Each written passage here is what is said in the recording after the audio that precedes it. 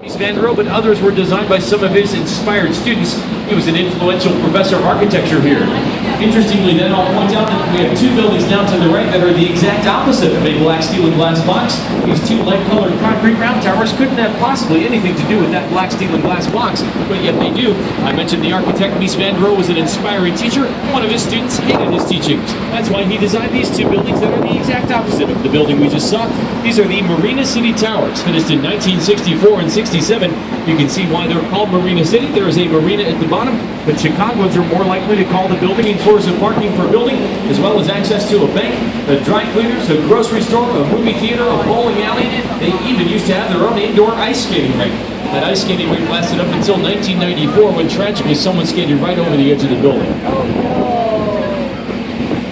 I'm just kidding. World when it was finished in 32. Surprisingly, this building has just about as much floor space, a little bit more actually, than the Sears Tower. The Merchandise Mart has over 4 million square feet of space, covers 2 whole city blocks, and is so large it even had its own zip code up until a few years ago. The building was originally the Marshall Field Warehouse. Today it has over 500 showrooms to showcase new fashions in home furnishing and tons of office space. Literally, right there in 1833, you would have found the city's first hotel. It was called the Saguenay Hotel. It was in that hotel in 1833 that the city's first residents gathered one day, voted to establish this area as a town and to call it Chicago. So that is literally where we began. By the way, the name Chicago was a Native American word that we adapted. It was pronounced something like Chicagua, and historians disagree on this. Those trusses obviously span the roof, and they are connected to those 5 columns you saw on the right side. That allows the entire lower part of the building to hang in the air from up above.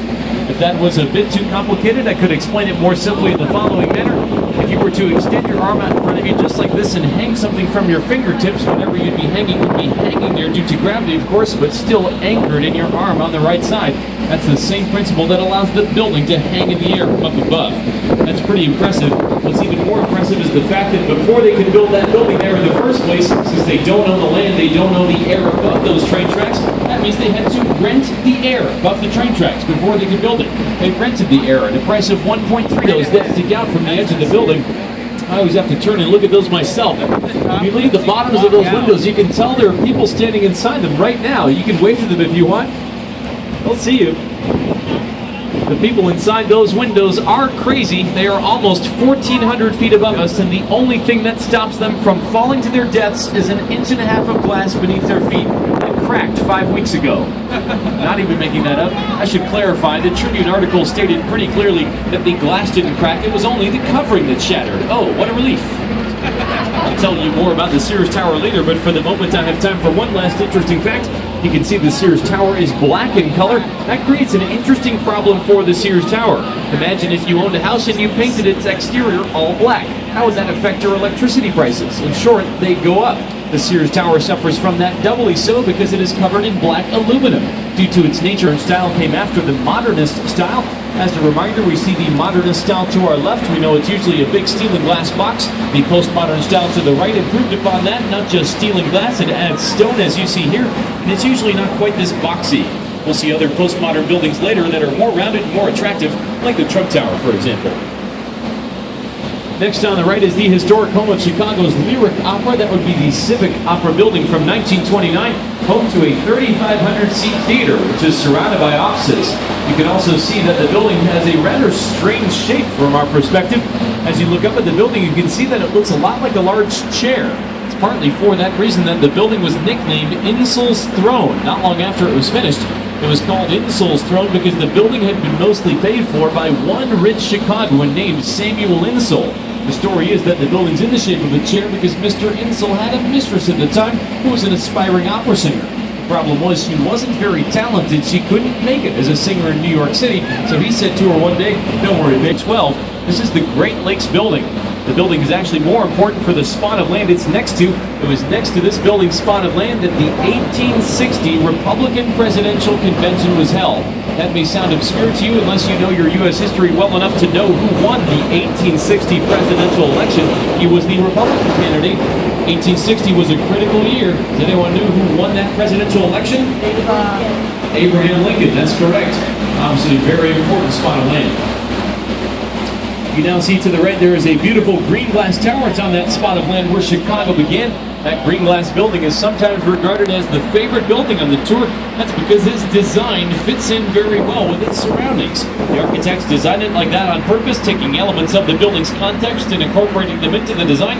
Knowing that, you could probably figure out what inspired the curve of the building. It's the same thing that inspired the colors of light and dark green glass. That would be the curve and color of the Chicago River. The building is also a great example of the postmodern style, as you see the steel and glass, stone at the bottom, and that curving facade. And Chicagoans also like it for its brief role in a famous Chicago movie taped here in the 80s. Perhaps you've seen Ferris Bueller's Day Off. If you have, you may remember the scenes where Ferris's father was dancing in his office while his son was in a parade below. His father's office was in that building for about 10 seconds in that movie. That building is 333 West Wacker from 1983.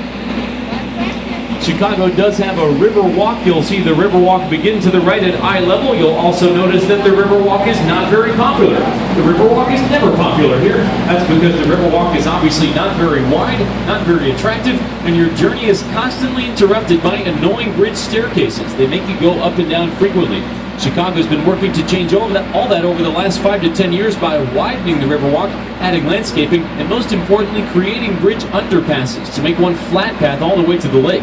You'll see the improved areas ahead of us in a few minutes. In those areas, you'll see the Riverwalk is much more popular. You'll also notice that between here and there, we'll pass by many construction barges just like this one to the right.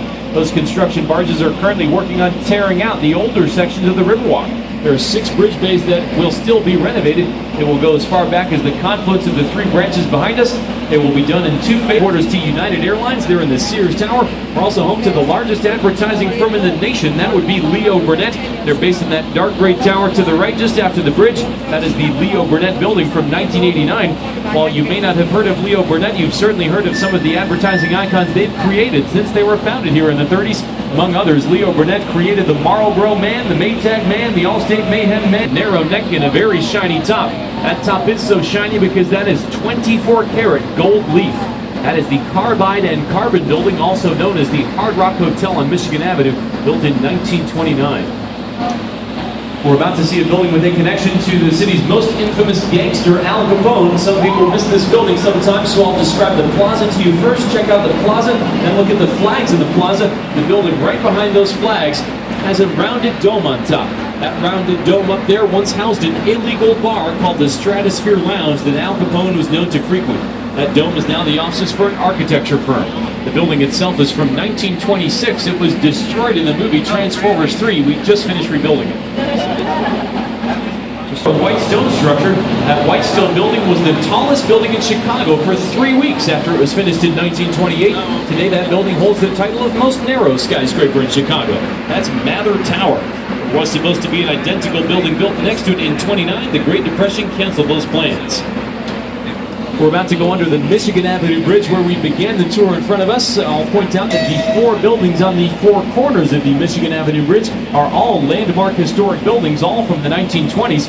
The most famous of these 4 would be the 2 to the left. The white ones closest to us would be the Wrigley buildings. I'll tell you about those in more detail later. I'll also tell you more about the Tribune Tower across the street to the left. The Tribune Tower and the Wrigley buildings were both very well known when they were finished and still are. Skipping ahead then, I'll have you look ahead of us to the right just after the Michigan Avenue Bridge, where you should see a familiar looking building. You're looking for another simple black steel and glass box. If you've been paying attention on the tour, you can probably identify who designed that simple black steel and glass box. It is yet another modernist Mies van der Rohe tower. I don't know how he kept coming up with all those unique designs. He was obviously a wealth of architectural innovation. That building is One Illinois Center from 1970. Only 3 towers in Chicago to have condominiums on the 80th floor or higher. The other 2 buildings are the Trump Tower behind us and the John Hancock Tower we'll see from the lake later. If you were to buy over 15 years after the building was finished, that marble started to crack due to its exposure to Chicago's severe weather changes. They were afraid the cracked marble would fall off and hurt somebody, so they were obligated to replace it all. The white stone you saw in the building today is white granite, much more durable. The cost of that replacement job was never revealed, although it was estimated to have been equal to half the cost of building the entire building in 1972, somewhere around $70 million. It just goes to show you can't take marble for granted. What? Oh, jeez. Whoa. Nobody liked that joke. Nobody ever likes that joke as much as I do. I used to be afraid to tell that joke, and then I got bolder. Hopefully you caught one of those reports. Too many rock puns. Nobody likes rock puns on this tour. All right, I'll cancel all the others. Look, we went by yet another simple black steel and glass box by Mies van der Rohe. Hopefully you're starting to feel like an architectural expert on this tour. We are slowly dawdling east to the main branch, or pardon me, to the lock system between ourselves and the lake. So as we are slowly heading in this direction, I'll tell you a bit about this fairly new neighborhood that's here to our right. This neighborhood to our right, basically from about this point onwards, all the way to the lake, is all new buildings built within the last 25 years. This is the newest neighborhood in Chicago. It's called Lakeshore East. If you went back in time 25 years, you would have found a 9-hole golf course here. If you went back only to 1980, only 35 years ago, you would have found nothing on this land to the right or to the left, except for that roadway you see close to us. It's hard to imagine because this is such precious lakefront land. Obviously, Lakeshore East is a desirable neighborhood due to its great location close to the river, the lake ahead of us, and downtown attractions and transportation. So perhaps you're curious about the cost of real estate in this part of the city. Sometimes it's interesting for tourists to hear what things cost in other cities, so I can tell you I looked at the cheapest condos for sale in that Aqua Tower just a month ago out of my own curiosity.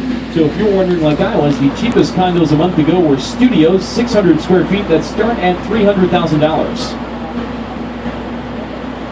I thought that was a lot. A lot of you look unimpressed. I should tell you that whenever I talk about real estate prices, I usually see or hear two reactions. Most people say something like, wow, that's a lot of money, but I usually catch at least a couple people who turn to each other and say something like, that's not that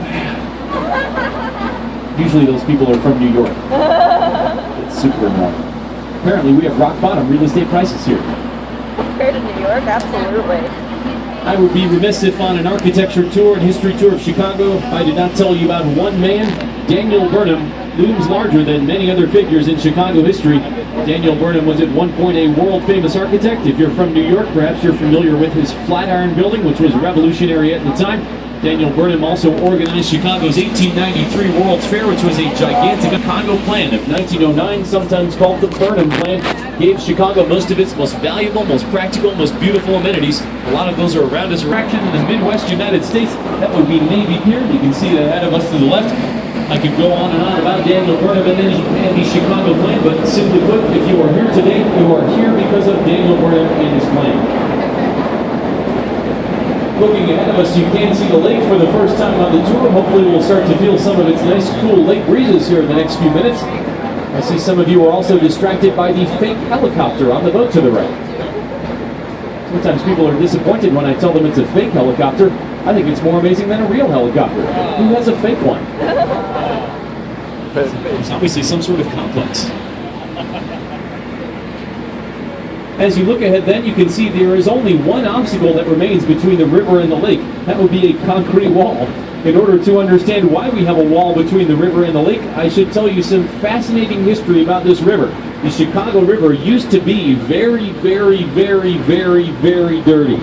It's a lot cleaner today. Thankfully, it's only very dirty. A group called the Friends of the Chicago River does a lot of work to clean it up, but the reason this river used to be so dirty is because we used to put all of our human, animal, and industrial waste into this river. Not only that, the river used to flow in this direction into the lake. That caused a lot of problems for Chicago's residents because the lake has always been our source of drinking water. We were eager to solve that problem in the late 1800s, so we finally solved it in 1900 by permanently reversing the flow of the Chicago River. Today it still flows away from the lake. I'm always amazed that whenever I talk about the fact that we've reversed this river, few people seem interested. This is the only river in the world to have been permanently reversed, and if that's not good enough, it's been reversed 3 times. We reversed it for the first time in 1871 for the same reason we did it later in 1900. The only problem is we did a poor job of it in 1871. It re-reversed itself back into the lake the following year, so that would be the second reversal, so we had to do it again in 1900. We reversed it permanently in 1900 by conducting the world's largest earth-moving project up until that time. We dug a gigantic canal connected to the south branch of our river. The canal was dug 15 feet deeper than the south branch because, as we know, water always flows to its lowest point. So when the canal was opened in 1900, the south branch of the river naturally turned around to go into the deeper canal and pull the rest of our river with it. The canal did connect the now southerly flowing South Branch to many other rivers that flowed south and west, so that means we reversed our river to send all of our garbage and waste downriver. We thought that was hilarious because that meant it was going to a city Chicago's had a long-standing rivalry with. I'm talking about St. Louis. We're more than happy to send them all of our dirty water until they sued Chicago. Hilariously, St. Louis lost that lawsuit. They were then forced to deal with all of Chicago's dirty water, so they simply started to bottle it and they called it Budweiser. Got you, St. Louis? Oh, jeez. This stuff is awful. We did also anger the folks upriver, however. We angered the states that border this beautiful lake. The states of Indiana, Wisconsin, and Michigan sued Chicago in 1930 because since the river had been reversed in 1900, the river was draining their lake rather than supplying it. We fought that lawsuit as well, and we lost that lawsuit. The end result is the concrete wall and steel doors you see to the left that make up the Chicago there in just a couple short minutes.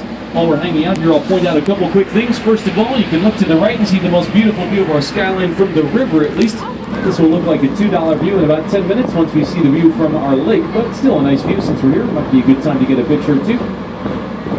I can also point out, in case anyone's interested, where the highest residence in the Western Hemisphere is on Trump Tower. If you just wanted to see it at least, you need to look right down there at the main branch of Trump and you'd see the highest level of horizontal gray vents in the top left corner. The first floor, right below those vents, has taller windows than every other floor in that building. Those would be the 16-foot high ceilings of that 89th floor penthouse. Still for sale. Annual property taxes only $300,000. Comes with 10 parking places you have to pay for. If you want more of a bargain of a deal, take the 88th floor penthouse. It's available for rent for only $28,000 a month. That's actually sort of a bargain when you divide $300,000 of property taxes for the higher unit over 12 months. That's almost $28,000 a month. Why not just rent the 88th floor? It's at least furnished and finished. These are problems for people that are different than myself. As we're slowly starting to head into the lock system, I'll mention just a word or two about how the lock system functions and a word or two about safety. I'll also tell you that I will not be talking to you for the entire 90 minutes of this tour. I will be taking a few short breaks, so if anyone has any questions for me during those breaks, I welcome any questions you have. I should tell you that during the school year, I'm a high school history teacher. One of the classes I love to teach is Chicago history. So if you have any questions about our city's buildings or our great history, please let me know. Once again, my name is Andrew. Otherwise, this may be a good time to head downstairs, maybe cool off for a little bit warm in the air-conditioned cabin, perhaps grab a drink or a snack from the bar or use the restrooms. I'll join you once we get out of the lock in about 5 to 10 minutes. Let me know if you have any questions. Thank you.